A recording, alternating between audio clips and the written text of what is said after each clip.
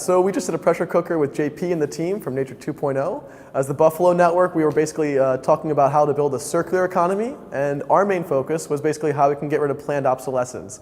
Or more simply, we think the whole idea of ownership as an idea is obsolete.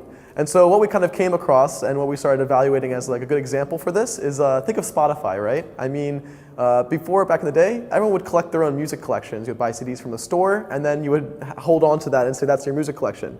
Today, if we were to do that, that seems a little ridiculous. You go online to Spotify and you have everything you need at moment's notice.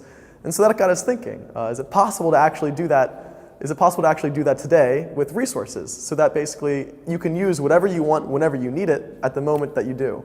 So our biggest example for the real world items where this might apply to, think of something like a hammer. Everyone has one in their home, but then you use it maybe once or twice a year. So there's all these hammers being stored in people's houses.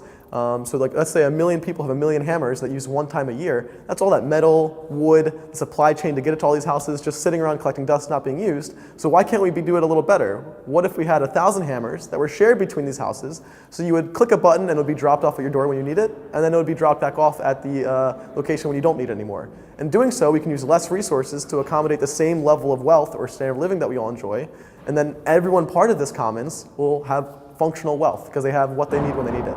So that's the idea we were working on with JP in this pressure cooker.